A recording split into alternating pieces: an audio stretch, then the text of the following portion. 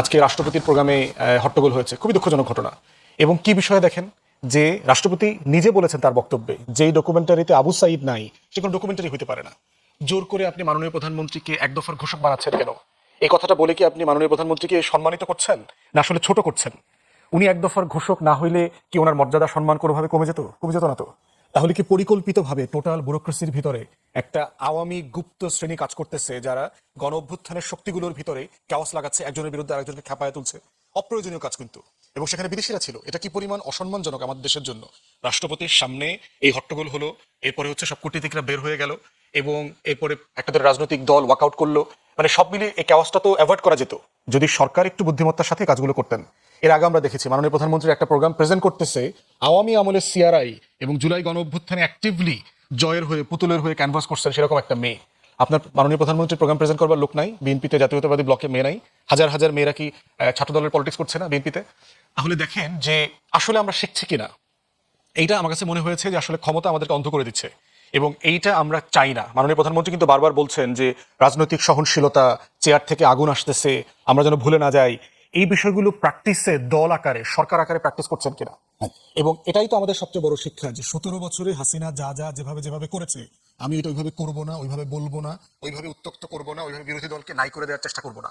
এইটা করতে পারলে যেটা হইতো সেটা হচ্ছে যে জুলাইটা যে সবার, এবং এটা নিয়ে আমি একটু কথা বলবো আপনার বিরতির পরে, যে গত 3-4 দিন যে আওয়ামীপনা দেখলাম ইনফ্যাক্ট ক্যাম্পাসগুলোতে, এবং এইটা সবার জন্য লজ্জাজনক, যারা আজকের পক্ষে আছেন বিপক্ষে আছেন। আপনার কাছে ফিরবো, আর সামজন দুদু আপনার কাছেও ফিরবো, বিরতির পর আপনার কাছেই ফিরবো। আমরা একটা ছোট বিরতিতে যাচ্ছি। দর্শক, নিচ্ছি ছোট্ট একটা বিরতি। দুদু ভাই, আপনার কাছে আজকে যেহেতু 5ই আগস্ট, সেই রিলেটেড কিছু প্রশ্ন আমরা কন্টিনিউ করতে চাই। আপনার কাছে আমি একটা জিনিস জানতে চাই যে 5ই আগস্ট হাসিনার দেশ ত্যাগের সিদ্ধান্তটা কারা নিয়েছিলেন? দেশ ত্যাগের সিদ্ধান্তটা কারা নিয়েছিলেন? আপনার মূল্যায়নে সেই সিদ্ধান্ত কিভাবে নেওয়া হয়েছিল বলে আপনি মনে করেন? শেখ হাসিনার এই পলায়ন রাজনীতির একটা অংশ। মানে উনি যে জায়গাটায় নিজেকে, দলকে, তার সঙ্গী সাথী, আত্মীয়স্বজনকে যে জায়গায় নিয়ে গিয়ে দাঁড় করিয়েছিলেন, সেখানে এই পরিণতি ছাড়া আর কোনো পরিণতি ছিল না। যেমন এই দেশে অনেক ইলেকশন হয়েছে, ক্ষমতাসীন ব্যক্তিরা পরাজিত হয়েছেন, আবার নতুন সামনে এসছেন। এমনকি অনেকের, যেমন রাষ্ট্রপতি এরশাদের বিচার হয়েছে, জেলে গেছেন, আবার জেল খেটে বাইরে এসছেন, আবার মানে পলিটিক্সে অংশগ্রহণ করছেন। কিন্তু শেখ হাসিনার মতো এইভাবে মানে পলায়ন করেনি। তার আমার কাছে মনে হয়েছে একমাত্র কারণ, যদি বলি মানে একমাত্র কারণ, অনেক কারণ আছে, তার ভিতরে 1 নম্বর যদি বলি, 1 নম্বর সেটি হচ্ছে কর্তৃত্ব ভাষণে নিজেকে বেঁধে ফেলা। আওয়ামী লীগ পরাজিত হয়েছে, বিরোধী দলে গেছে, আবার ক্ষমতাসীন হয়েছে, এমন ঘটনা তো এই 55 বছরের ভিতরে কিন্তু আছে। কিন্তু উনি শেষ যে 18 বছর, সেই বোধহয় 8-এর পর যে ঘটনার ভিতরে নিজেকে উনি ঢুকাই ফেললেন, মানে নির্বাচনী ব্যবস্থাকে, প্রতিষ্ঠানগুলোকে মানে অকার্যকর বা এক কথায় ধ্বংস করে ফেললেন। এটা হচ্ছে দ্বিতীয় কারণ। তৃতীয় যেটা আমার কাছে মনে হয়েছে, যে একটা মানুষ গণতন্ত্র বিচ্যুতি যখন ঘটে, অর্থাৎ কর্তৃত্ববাদী দিকে সে অহংকারী হয়ে যায়।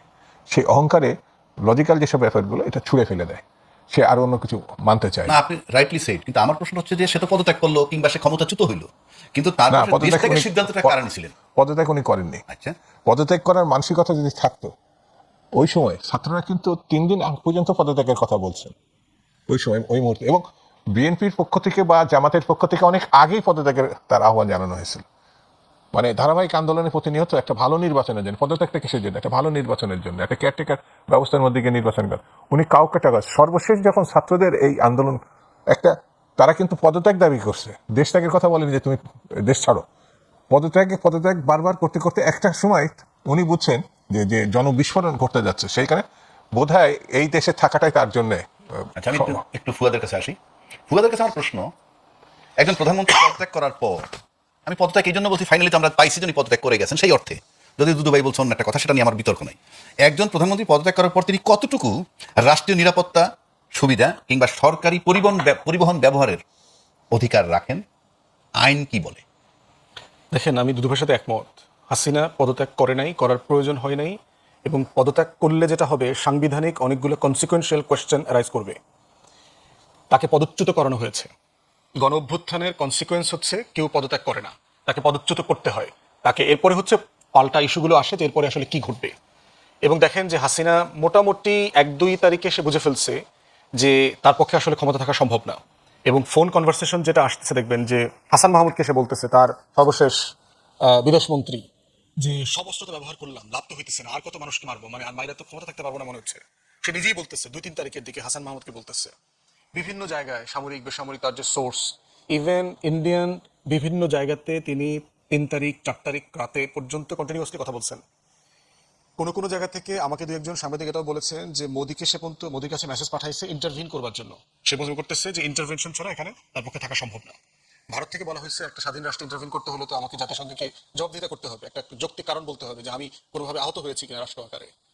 এবং পরবর্তীতে যেটা হয়েছে, সেনাবাহিনীর যখন দরবার হয়ে গেল 3 তারিখে, জুনিয়র অফিসারদের যে মিটিং হয়ে গেল, এই মিটিং এর কনক্লুশনে তখন তারা আওয়ামী লীগ হাসিনা মোটামুটি বুঝে ফেলছে যে আসলে এটা আর কন্টিনিউ করা সম্ভব না। তখন আপনি দেখবেন ডক্টর জয়শঙ্করের স্টেটমেন্ট যদি আপনি মিলায় পড়েন, ইন্ডিয়ান পার্লামেন্টে যে স্টেটমেন্ট দিল হাসিনা পালিয়ে যাবার পরে, যে তার সেফ প্যাসেজের জন্য আমাদেরকে রিকোয়েস্ট করা হয়েছে, এবং তখন তারা ক্রস পার্টি মিলে বসে আলোচনা করে সিদ্ধান্ত নিয়েছে হাসিনাকে তারা সেফ প্যাসেজ দেবে। এবং মোদির পক্ষ থেকে জানানো হয়েছে যে আমরা ইন্টারভিন করতে পারবো না, কিন্তু আমরা আপনার সেফটি সিকিউরিটি এনশিওর করার জন্য চেষ্টা করতেছি। তাহলে বিষয়টা হচ্ছে যে মানে গ্র্যাজুয়ালি সিচুয়েশন এমন জায়গায় গেছে, আমাদের আর্ম ফোর্সেস থেকে শুরু করে গোয়েন্দা সংস্থা মোটামুটি বুঝে ফেলছে 24 ঘন্টার বেশি আপনাকে আর কন্টিনিউ করার মতো অবস্থায় আমরা নাই। এই যে ভলাটাইল, এই যে মানে লাভার মতো পরিবেশ গরম হয়ে গেছে, এটাকে আমরা হ্যান্ডেল করতে পারবো না। তো এখন তখন যেটা হয়েছে দেখবেন তার আত্মীয় স্বজন, তার চাকর বাকর যারা ছিল সীমান্ত ক্রস করা, এবং ভারতের সাথে একটা আন্ডারস্ট্যান্ডিংও আসছে যেন খুব লুজলি বিএসএফ মানে বর্ডার কন্ট্রোল করে, যেন আওয়ামী লীগের নেতাকর্মীরা পালাতে পারে। তারা বলে দেখবেন যে বিএসএফ যেভাবে গরুচোর হিসেবে মাদকদ্রব্য ক্যারি করতেছে এই অজুহাতে ওই অজুহাতে আমাদের দেশের হাজার হাজার মানুষকে গুলি করে মেলে ফেলে, ওই সময় দেখেন তো পলায়নের সময় কয়টা লোক গুলি খেয়ে মারা গেছে বিএসএফ এর হাতে? একজনও মারা যায়নি বিএসএফ এর হাতে। 2-4 জন হচ্ছে মানে মানে হিউম্যান স্মাগলার যারা আছে তাদের সাথে লেনদেনের কারণে আওয়ামী লীগের 1-2টা নেতা মারা গেছে। তো সেই জায়গাতে আমাদের কাছে এটা খুব পরিষ্কার চিত্র যে সে পরিকল্পনা করে দেশ থেকে পালাইছে। ব্যাপারটা এরকম না তাকে মানে মানে সে খুবই নিরাপত্তাহীন অবস্থায় ছিল, তাকে সেনাবাহিনী অমুক সমুক অ্যারেঞ্জ করে দিয়েছে, ব্যাপারটা তা না। সেই সিদ্ধান্ত নিয়ে পুরো জিনিস অ্যারেঞ্জ করেছে, এবং সেইটার কনসিকুয়েন্স আমরা দেখেছি যে ভারতের সাথে আন্ডারস্ট্যান্ডিং না থাকলে, তার যে আপনার এয়ারফোর্সের বিমানে করে সে যে বর্ডার ক্রস করলো, তার ইমিগ্রেশন পাস দরকার হয় নাই, তার আপনার সিকিউরিটি পাস দরকার হয় নাই, তার আপনার ক্রস বর্ডার পাসের প্রয়োজন হয় নাই, সে রাডার সিস্টেম বন্ধ করে দিয়েছে, তার বিমান ট্র্যাক করা যাচ্ছে না, ভারতের কোন জায়গায় যাবেন রুট ঠিক করা আছে, সেই রুট সে ফলো করে নাই। এর মানে হচ্ছে দিল্লির সাথে সে সরাসরি কমিউনিকেট করেছে কোন জায়গা থেকে কোন জায়গায় হয়ে সে কোথায় যাবে। তাহলে আমি আপনার কাছে আবার আসবো এই জায়গাটা নিয়ে। তার আগে আমি শামসুজ্জামান দুদু ভাইয়ের কাছে আসি। মানে বিভিন্ন সূত্রে বলা হচ্ছে, যেটা বললো যে বিমান বাহিনীর ফ্লাইটে করে গেছে এয়ারফোর্সে, বিভিন্ন সূত্রে বলা হচ্ছে যে শেখ হাসিনা বাংলাদেশ বিমান বাহিনীর দেশ ত্যাগ করেন। যদি তা সত্য হয়, আমি তো জানি না, কিন্তু যদি এটা সত্য হয় তাহলে এর আইনি ও প্রশাসনিক ভিত্তিটা কি? কারণ একটা বিমান যখন ক্রস করে আরেকটা দেশের বর্ডার ক্রস করবে, ক্লিয়ারেন্স ছাড়া তো যেতে পারবে না। সেটা ক্লিয়ারেন্স দিয়েছে, সেটা আমরা পরবর্তীকালে জানতে পারছি। কিন্তু ভিত্তিটা কি, প্রশাসনিক ভিত্তিটা কি? আমাদের তো তখন ওই মুহূর্তে 5ই আগস্টে তো আমার কাছে সরকার কে ছিল, দায়িত্বটা কার কাছে ছিল? কারণ দুইটা দেশের সাথে তো কমিউনিটি হয়েছে, সেই প্রশাসনিক ভিত্তিটা কারা মেনটেন করছে বা কিভাবে, সেটা আমাদের একটু জানা দরকার। আপনার কাছে জানতে চাই। আমি একেবারে গভীরের কথা বলতে পারবো না, এতটুকু বলতে পারবো যে শেখ হাসিনা যেখানে জীবন রক্ষা করার অর্থাৎ বেঁচে থাকার প্রশ্নে দেশ ত্যাগ করছেন, সেটাকে পালিয়ে যাওয়া অথবা মানে অন্য দেশ তাকে নিয়ে যাওয়া, যেভাবে ব্যাখ্যা করি না কেন, এই জায়গায় ভারত সরাসরিভাবে যেহেতু শেখ হাসিনা আমার বিবেচনায় তার পুরো শাসনকালের সময়টাই বিশেষ করে আওয়ামী লীগ কখনো এই দেশের জনগণের সঙ্গে তারা সম্পৃক্ত ছিল না। ভারত, আওয়ামী লীগ এবং মানে একেবারে পুরোপুরিভাবে শেখ মুজিব এবং শেখ হাসিনাই ছিল। তো শেখ মুজিব তো আগে মারা গেছেন, শেখ হাসিনাকে তারা রক্ষা করতে চাইছেন তাদের লোক হিসাবে, তাদের স্বার্থ রক্ষাকারী ব্যক্তি হিসাবে। এটা আমার কাছে মনে হয়েছে। কারণ আপনি একটুখানি পিছনে গেলে আপনি জানতে পারবেন যে শেখ হাসিনা নিজের একটি স্বীকারোক্তি আছে যে ভারতকে এমন কিছু দিয়েছে, মানে সেটি তিনি ব্যাখ্যা করেননি, কিন্তু আমরা জানি চট্টগ্রাম পোর্ট দিয়ে দিয়েছেন। কারণ তিনি নিজে স্বীকারোক্তি দিয়েছেন যে যখন প্রশ্ন উঠেছে ওই চট্টগ্রাম পোর্ট ব্যবহার করে আমরা কতটা আর্থিক লাভবান হয়েছে, যেমন সিঙ্গাপুর এক পোর্ট দিয়ে ধনী দেশ হিসাবে সারা বিশ্বের চেয়ে। তো উনি শেখ হাসিনা উত্তরটা কি, বন্ধুর কাছে টাকা নেওয়া একটা লজ্জার ব্যাপার না? আপনার মংলা ফোর্ট বিনা পয়সা ব্যবহার করছে ইন্ডিয়া। তো আর আভ্যন্তরীণভাবে এই দেশকে তারা উপনিবেশে রূপান্তরিত করেছিল। মানে শেখ হাসিনা বলতো, শেখ হাসিনার পররাষ্ট্রমন্ত্রী বোধহয় সিলেটি ভদ্রলোক, যে আমার একটু জিজ্ঞাসা করে নি। কাকে জিজ্ঞাসা করবে? ইন্ডিয়াকে জিজ্ঞাসা করবে। একাধিকবার তিনি বলছেন। এমনকি ওই ভদ্রলোক একবার বোধহয় এই মন্তব্য করছিল যে আমাদের সঙ্গে ভারতের সম্পর্কটা হচ্ছে বাংলাদেশের সঙ্গে স্বামী স্ত্রীর সম্পর্ক। এমন একটা লজ্জাজনক বিব্রতকর একটা পরিস্থিতিতে তারা দেশকে নিয়ে গেছিল। সেই জন্য ভারত তার শিখণ্ডী হিসেবে মনে করেছে যে শেখ হাসিনা তাদের, যেমন লেনদেব দর্জির এটা কথা আমি মনে করছি। আমার তো একটু সন্দেহ হয় আর একটু বেশি সুযোগ পেলে গণঅভ্যুত্থানের প্রেক্ষিতে উনি হয়তো আনুষ্ঠানিকভাবে চুক্তি করে এটা ওই ইয়েকে ইন্ডিয়ার সঙ্গে আবারও ফেরত আসবো আপনাদের দিয়ে যেত। বিরতি নেওয়ার সময় হয়েছে। দর্শক, নিচ্ছি ছোট্ট একটা বিরতি। দুদু ভাইয়ের কাছে আমার একটা প্রশ্ন, যে হত্যা ও দুর্নীতির অভিযোগে অভিযুক্ত একজন সাবেক প্রধানমন্ত্রী বিমান বাহিনীর বিমানে দেশ ছাড়লেন। এই পুরো প্রক্রিয়ায় কোন কোন ব্যক্তি, সংস্থা বা প্রতিষ্ঠানের ভূমিকা কি ছিল বলে আপনি মনে করেন? 1, 2, বর্তমান সরকার বা অন্তর্বর্তীকালীন সরকার কি এ বিষয়ে কোনো তদন্ত এ পর্যন্ত করেছেন বা করবেন? আপনাকে শুরুতেই বলি, সেই সময় যে পরিস্থিতিটা তৈরি হয়েছিল, ধরেন সে পুলিশ, তারপরে আইন শৃঙ্খলা বাহিনীর অন্যান্য শাখা যেমন বিজেপি সহ, ঠিক তেমনি সেনাবাহিনীকেও সে কিন্তু তারই অংশ হিসেবে মানে শুধু ব্যবহার করেনি, ইচ্ছা মতো চাকরি খাওয়া, বহিষ্কার করা, এমনকি সাজা দেওয়া, এই ঘটনাগুলো সেই সময় এই বাহিনীগুলোর মধ্যে একটা আতঙ্কজনক পরিস্থিতি তৈরি করা হয়েছে। এই যে মিস্টার ওয়াকার, এখনকার যিনি সেনাপ্রধান, তার সময় নেতৃত্ব কিন্তু সেনাবাহিনী প্রধান হয়েছেন। তো ওয়াকার সাহেব তার কিছুটা বোধহয় আত্মীয় হবেন। সেই সময় যারা ছিলেন, মানে এটা কতটা যৌক্তিক কতটা অযৌক্তিক সেটা পরের প্রশ্ন, তারা তার সেই সুবিধাটা দিয়েছে জীবন রক্ষার অর্থে। আমি যেসব জায়গায় কথা বলছি এই একটা জিনিসই বেরিয়ে আসছে, যে সাবেক প্রধানমন্ত্রী হিসাবে তাকে রক্ষা করার জন্য, এমনকি তখনকার যে লিডারশিপটা এখন হয়তো নাই সেনাবাহিনী বা আইন শৃঙ্খলা বাহিনীর ভিতরে, সেটা সরাসরি ভারত কর্তৃক নিয়ন্ত্রিত হতো বলে অনেকে দাবি করছে, অনেকে বলছে। তো সেই সময় তো পরিবর্তন হয় নাই, উনি চলে যাচ্ছেন এবং সেট আপটা তো তখন থাকছে। পরবর্তীতে পরিবর্তন হয়েছে, অন্তর্বর্তীকালীন সরকারের সময় হয়েছে। অন্তর্বর্তীকালীন সরকারের প্রধান ডক্টর ইউনূস সাহেবকে ভারত কিন্তু খুব ভালো চোখে দেখতো না, কারণ সেই সরকারটি প্রথমে কিন্তু ভারতের বাইরে সিদ্ধান্ত নেওয়া শুরু করে, এবং অন্তর্বর্তী সরকার সম্বন্ধে অনেক সমালোচনা থাকতে পারে, কিন্তু ভারত বাংলাদেশের যে সম্পর্কটা শেখ হাসিনা তৈরি করছিল সেটা ওই সরকারের সময়, অর্থাৎ গণঅভ্যুত্থান পরবর্তীতে তো এটা বাতিল হয়ে যায় সম্পর্কটা।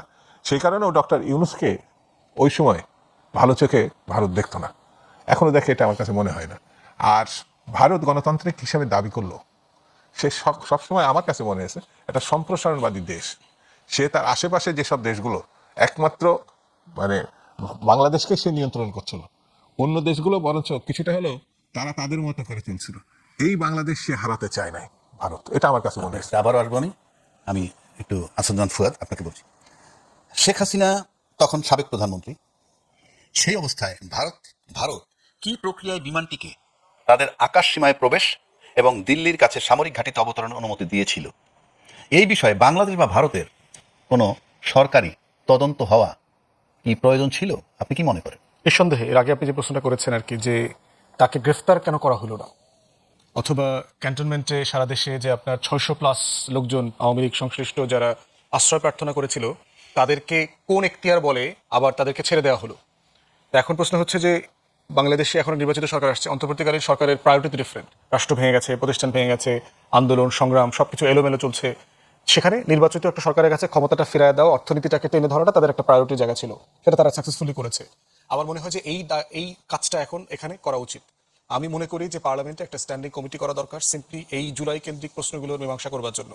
পার্টিকুলারলি যেহেতু আর্ম ফোর্সেস, পার্টিকুলারলি সেনাপ্রধান তখন দায়িত্ব নিয়েছেন বলে উনি প্রেস কনফারেন্স করেছেন, জাতিকে জানিয়েছেন, উনি সহ 3 বাহিনী প্রধান যারা ছিলেন তাদেরকে জিজ্ঞেস করা দরকার যে আপনারা তাকে সেনা হেফাজতে নিলেন না কেন? আপনারা তো শত শত মানুষ সেনা হেফাজতে নিয়েছেন, গ্রেফতার কেন করলেন না? গ্রেফতার না করে তাকে অন্য দেশে পাঠানোর সিদ্ধান্তটা, ওই সিদ্ধান্তটা কে নিল? মানে আমাদের তো হাসিনার বিরুদ্ধে অনেক অভিযোগ আছে, আপনি তার জীবনের নিরাপত্তা দেবার নিয়ন্ত্রণ অথবা ওই সময় কাজটা করতে পারেন, কিন্তু দেশ ছেড়ে অন্য দেশে পাঠানোর এখতিয়ারটা দেশের মানুষের পক্ষ থেকে এই সিদ্ধান্তটা কে নিল তখন? কারণ টোটাল ব্যুরোক্রেসি অ্যানোমালির মধ্যে যাচ্ছে, রাষ্ট্র কাঠামো ভেঙে পড়েছে, পুলিশ নাই, এটা কে সিদ্ধান্ত নিল? এটা আমাদের সবার জানা উচিত। এবং সেক্ষেত্রে এটা কি ভারতের একক সিদ্ধান্ত আমাদের উপর চাপিয়ে দেওয়া হয়েছিল কিনা, অথবা এটাই কি হাসিনার সারেন্ডার করবার পদচ্যুতির শর্ত ছিল কিনা, যে হ্যাঁ আমি ক্ষমতা ছেড়ে দিচ্ছি এই শর্তে আমাকে সেফলি ইন্ডিয়া যেতে দিতে হবে। তো সেটা জাতির কাছে পরিষ্কার হওয়াটা আমার মনে খুব জরুরি। একটা স্ট্যান্ডিং কমিটি করে তাদেরকে জিজ্ঞাসাবাদ করা যেতে পারে, সিম্পলি ডাকার জন্য আর কি, জিজ্ঞাসাবাদ তো বিচারের জন্য করবেন না, জানার জন্য যে মানে একটা সংসদীয় কমিটি হতে পারে অথবা একটা বিচার বিভাগীয় কমিটি হতে পারে। বিচার বিভাগীয় কমিটিতে গেলে ঝামেলা আছে, সংসদীয়তে আছে। স্ট্যান্ডিং যেটা সংসদ আছে, পার্লামেন্টের স্ট্যান্ডিং কমিটি হলে এটা বেটার, এবং এটা পাবলিক হিয়ারিং হওয়া দরকার। এই প্রশ্নগুলোর মীমাংসা হওয়া দরকার ইতিহাসের সাথে, যে কে কখন এই সিদ্ধান্তগুলো নিল, কার তরফ থেকে। কারণ 5 তারিখ থেকে 8 তারিখ দেশে কোনো সরকার ছিল না, কিন্তু জনগণের মালিকানার প্রশ্ন তো আছে, জনগণের সভরেন্টির কোশ্চেন তো নাই হয়ে যায় নাই।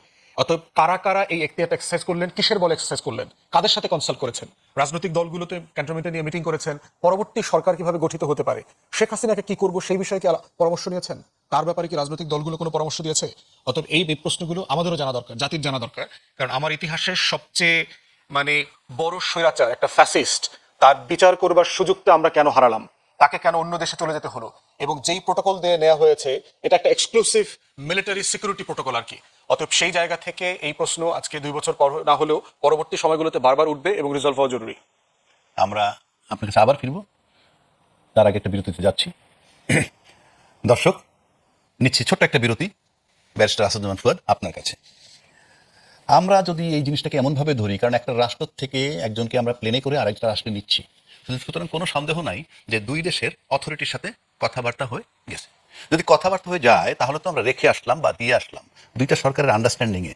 সেক্ষেত্রে আজকে যে কথা উঠতেছে শেখ হাসিনাকে ফেরত আনার, মানে কোন আইনে কিভাবে ফেরত আনা যাবে তাকে? সে তো এমন না যে আমাদের সরকারের সাথে আলোক আলোচনা ছাড়া গেছে, সে যেভাবে গেছে তাতে মনে হয় যে একটা বৈধ প্রক্রিয়ায় যদি যেয়ে থাকে, প্রক্রিয়াটা যদি বৈধ হয়, দুইটা সরকারের আলোচনা, তাহলে তাকে ফেরত চাওয়ার প্রক্রিয়াটা কি?